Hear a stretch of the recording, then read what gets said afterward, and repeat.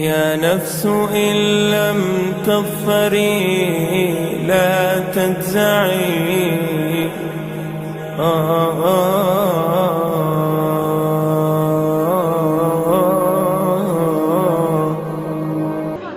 Okay, class. Shh. I'm giving each group of you a different era of history to research. And the question is, what impact did your era have on the modern world?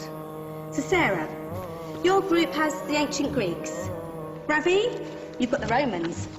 And Danny's group gets, yes, a bit of a challenge for you. You get the Middle Ages. Some even call it the Dark Ages. Boring. See how you get on. Yes, miss. So, sweet, yes, you get the Renaissance.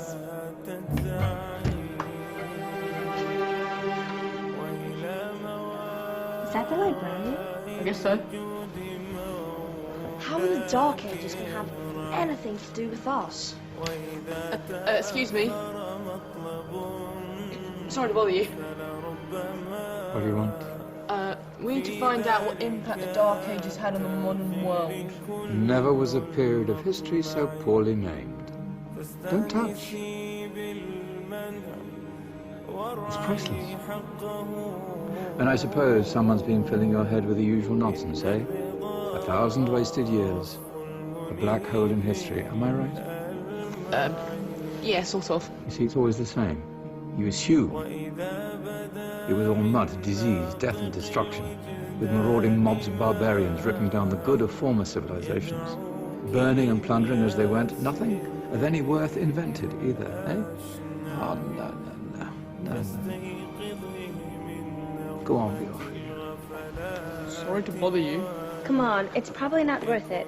Everyone knows that the Greeks and Romans invented everything anyway. Oh, did they now? And you're sure about that, are you? You know, I might just have something for you. You seem to be up to the task. I suppose I could... Follow me. I've got just the book for you.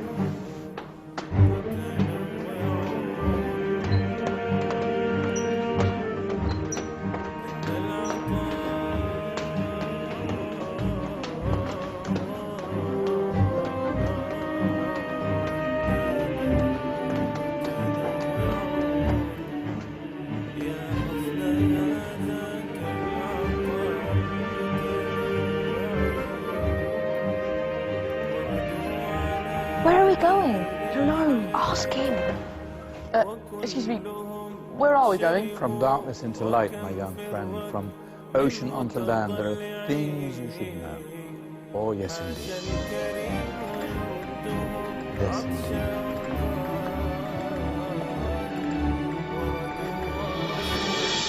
Now, I know I left it around here somewhere.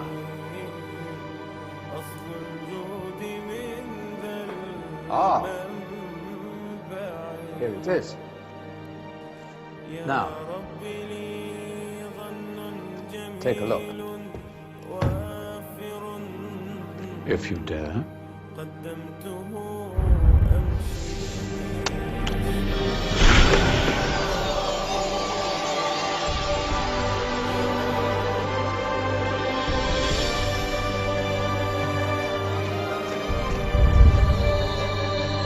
What's going on?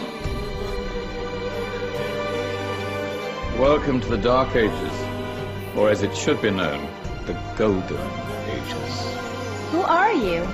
I am Al-Jazari, engineer and ingenious inventor. I thought you said this was the Dark Ages. It doesn't look very dark. That's because it's all a matter of perspective, my soon-to-be illuminated friend. Of course, there are parts of the world that weren't dark at all, but in a civilization that stretched from Spain to China, the golden rays of discovery and invention shone over everything. What civilization? The Muslim civilization, my young friend. through scholars and scientists of various faiths, some of the most important discoveries known to man were made at this time.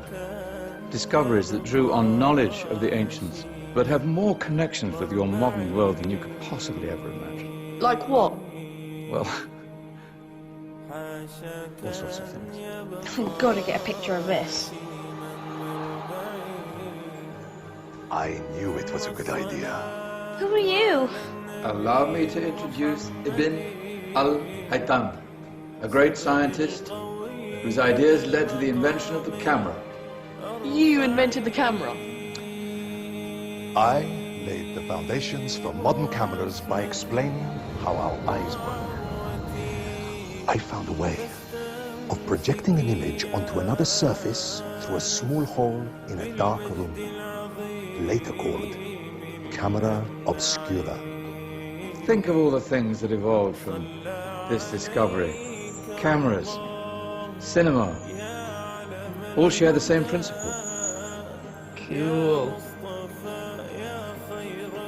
Look out below! Who's that? That's my good friend, Abbas ibn Farnas, who gazed up to the heavens, passionate in his belief that man could fly. Whoa. Indeed, he dared to dream about flying 1,000 years before the Wright brothers. Do you know you all take your jet-setting holidays for granted, so it only seems fair to remember Abbas ibn Farnas. Stand by. I'm ready for takeoff.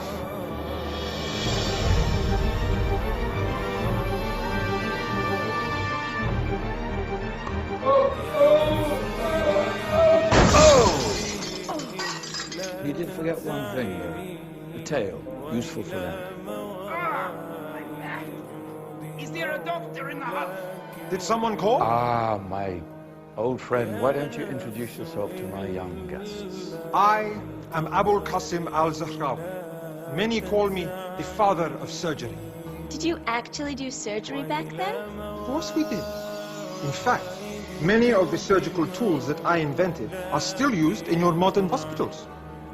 Excuse me, a patient needs my attention. Scalpel? I think I may need some stitches. In that case, I'll use catgut Catgut? from the gut of animals. Perfect for stitching up internal wounds. Your surgeons are still using it today. Sorry, mustache.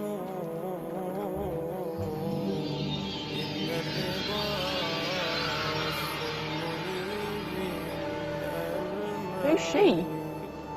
That's Maryam al-Astrolabi, one of the many brilliant women of her time. She made sophisticated astrolabes. Astro what? Astrolabes. They show the sky and the stars on a small flat plate you can hold in your hand. Think of them as ancient calculating or timekeeping devices. Today you have your watch, your compass, satellite navigation, helping people and explorers travel the world. Science at its brilliant best. So all these things were developed during the Golden Ages. And that's just the tip of the iceberg. There were thousands of other inventions covering all areas of life, and in the years that followed, their influence spread across the whole of medieval Europe. So you see, it wasn't so dark after all. What about you? Me? What did you invent? Well, I don't want to be big-headed, but I made some groundbreaking advances in engineering. I suppose my most significant discovery converted rotary motion into linear motion using a crank and connecting rod. It's essential in pumps and engines. In fact, I've no idea how the Industrial Revolution could have happened hundreds of years later without such a device. Not that I ever get the credit I deserve. But my crowning glory was my amazing time-telling machine. My legendary elephant clock.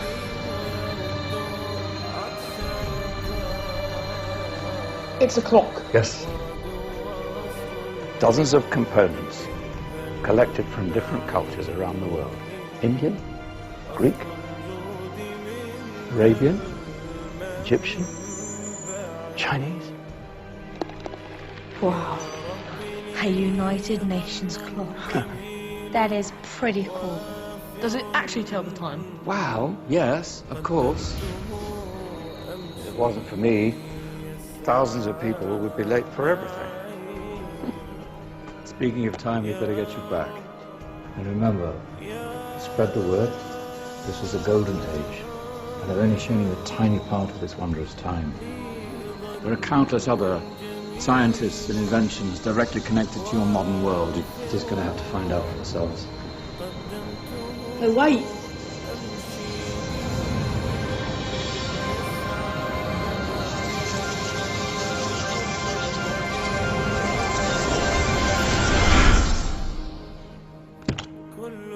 Whoa. Did you? Yeah.